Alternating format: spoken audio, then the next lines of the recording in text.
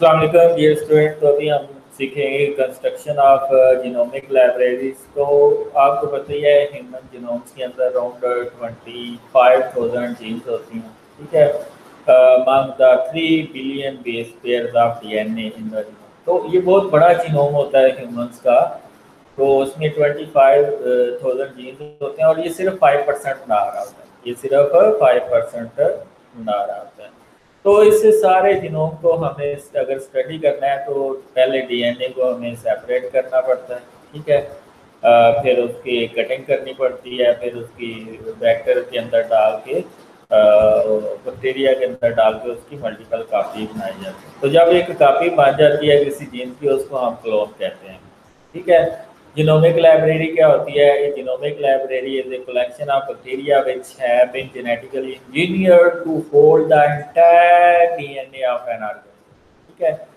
तो genomic library में आप क्या करते हैं कि एक ऑर्गेनिज्म का पूरा डीएनए है उसको पीसेस में करवा के डिफरेंट वेक्टर्स में डाल के डिफरेंट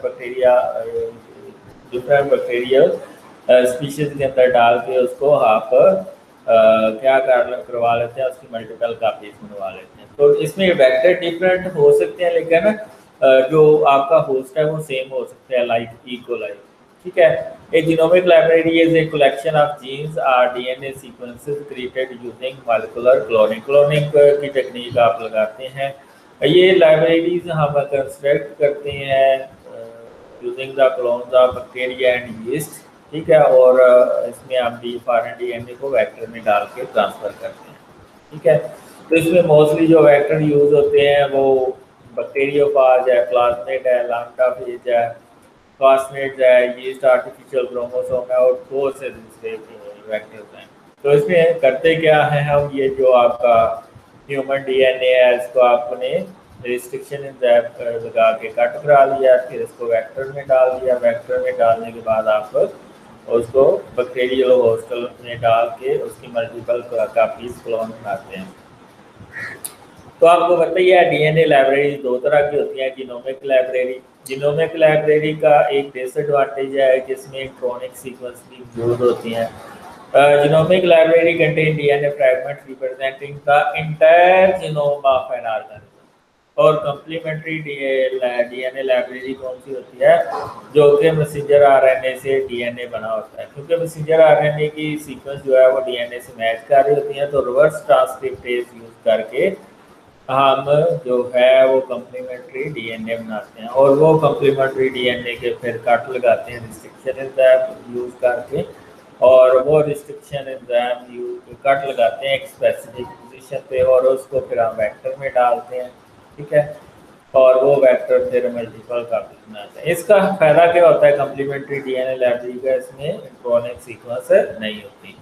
तो कंस्ट्रक्शन ऑफ डीएनए लाइब्रेरी में सबसे इम्पोर्टेंट होता है कि साइज ऑफ जीन क्या है, और वो जीन कौन से होस्ट में जा सकता है, और कौन कौन से मॉलिक्यूलर टूल्स हम यूज करके इसको आगे मल्टीपल कापीज बना सकते हैं। और वेक्टर की जो चॉइस है वो भी इम्पोर्टेंट है। वो डिपेंड करता है कि आपके जीन का क्या साइज है, आपको पोस्ट ट्रांसलेशनल मॉडिफिकेशन चाहिए नहीं चाहिए, तो वो सारी चीज़ों को हम देख के वेक्टर का डिसाइड करते हैं। तो जीनोमिक लाइब्रेरी में ये आपके पास है, आप डिफरेंट टेक्निक यूज करके डीएनए को एक्सट्रैक्ट करते हैं, फिर रिस्ट्रिक्शन डाइजेशन होती है, फिर वेक्टर के ऊपर लाइगेशन होती है, और इसको आप बैक्टीरिया के अंदर डाल के प्रोपेगेट करते हैं। और कम्प्लीमेंट्री डीएनए में क्या होता है कि मैसेंजर आरएनए को लैदा किया, उससे कम्प्लीमेंट्री डीएनए बनाया। कम्प्लीमेंट्री डीएनए को आपने डीएनए लाइगेज की मौजूदगी में आपने वेक्टर में लगाया, और वेक्टर को बैक्टीरिया में डाला, और उसकी फिर मल्टीपल कापीज आ गई। तो steps of genomic library construction में क्या है? Isolation of DNA from cells, digestion into small fragment, introduction into suitable vectors, inserting into bacteria, DNA isolation, collection of genomic DNA library. तो सबसे पहला मरला होता है कि एवोल्यूशन ऑफ डीएनए। तो डीएनए को आप डिफरेंट टेक्निक्स यूज करके आप सेपरेट करते हैं। मोस्टली ये होता है कि इसमें आप क्लोरोफॉर्म बफर यूज करते हैं, क्लोरोफॉर्म यूज करते हैं, फिनोल और प्रोटीएजेस यूज करते हैं, ताकि लिपिड, प्रोटीन और दूसरी चीज़ें मादे जो है वो रिमूव हो जाए दूसरे माइक्रोमॉलिक्यूल रूट। तो फिर जो डीएनए रह जाता है उसको हम आइसोमाइल को या आइस कोल्ड एथेनॉल से सेपरेट करते हैं। तो जो आप डीएनए आपके पास प्यूरिफाइड फॉर्म में आ जाता है, उसकी आप शीयरिंग करते हैं, पाइपरिंग या मिक्सिंग करते हैं। पाइपरिंग की वजह से फिर उसकी रिस्ट्रिक्शन डाइजेशन करवाते हैं स्पेसिफिक रिस्ट्रिक्शन एंजाइम के जरिए।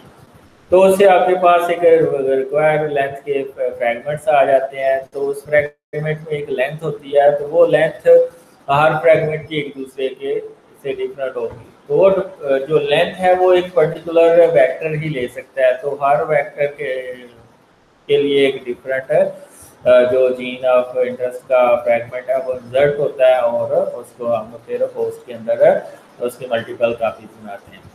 Inserted into suitable vector including plasmid and bacteriophage vector are digested with the same restriction enzyme जो कि आपने डीएनए को कट करने के लिए यूज किया हुआ है, और फिर उसकी सीलिंग करते हैं डीएनए लाइगेज की।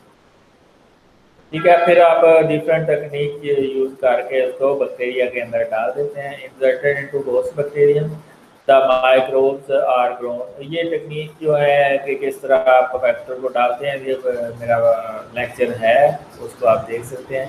दे are made to take up DNA, they replicate their genome along with the vector genome contained with them। यानी कि ये डीएनए रेप्लिकेट करता है तो वेक्टर भी रेप्लिकेट करता है और बैक्टीरिया भी रेप्लिकेट करता है। Produce clone of the original genome. This collection of clones which contain all the sequence found in the original source, including the sequence of interest from the genomic library। तो ये आप देख सकते हैं, आपने ये वेक्टर में डाला अपना जीन ऑफ इंटरेस्ट। जब बैक्टीरिया रेप्लिकेट करता है तो आपका जीन ऑफ इंटरेस्ट वेक्टर भी रेप्लिकेट करते हैं, और तो ये मल्टीपल कापीज आ जाती हैं जिसको क्लोन कहते हैं। तो ये आप देखें, आपने डीएनए को सेपरेट किया है और वेक्टर को भी सेपरेट किया है बैक्टीरिया से या प्लाज्मिड से। तो उसके अंदर फिर आपने जो रिस्ट्रिक्शन एंजाइम इस डीएनए के लिए यूज़ किया है वो इधर वेक्टर के लिए भी यूज़ करेंगे। फिर इंसर्शन हो जाएगी वेक्टर के अंदर डीएनए लाइगेज एंजाइम की यूज में, जिसको एटीपी की जरूरत होती है। इसमें 2 घंटे के लिए हम इंक्यूबेट करते हैं एट 30 या 35 डिग्री सेंटीग्रेड पे। T4 डीएनए पॉलीमरेज को तो लाइगेशन हो जाती है, फिर इसको हम इंसर्ट करवाते हैं डिफरेंट टेक्निक यूज करके बैक्टीरिया के अंदर, और वो फिर कापीज प्रोड्यूस करता है। ठीक है, what are the uses of genomic library? Researchers can explore the genomes of the organism to learn more about the genomic structure and function। यानी कि जीनोम के स्ट्रक्चर और फंक्शन को स्टडी करने के लिए हम जीनोमिक लाइब्रेरी की स्टडी करते हैं। दूसरा, जीन की जगह लोकेशन क्या है, उसकी स्पेसिफिसिटी क्या है, उसको चेक करने के लिए, मैप करने के लिए कि कहाँ पे पाया जाता है, उसके लिए हम जीन मैपिंग करते हैं। इसके अलावा help to develop test which can be use to locate the genetic variation, यानी कि म्यूटेशन को चेक करने के लिए ये यूज होता है। इसके अलावा ये जेनेटिकली मॉडिफाइड ऑर्गेनिज्म के अंदर डिजायर कैरेक्टरिस्टिक्स के क्लोन बनाने के लिए ये यूज होते हैं। इसके अलावा जब हम डीएनए सीक्वेंसिंग करते हैं तो उसमें डीएनए सीक्वेंसिंग में सबसे पहले हम जीनोमिक लाइब्रेरी बनाते हैं। इसके अलावा genomic library help to identify the novel pharmaceutically important genome. That's all. अगर आपको ये लेक्चर पसंद आया तो वीडियो को लाइक कर दें और चैनल को सब्सक्राइब करें।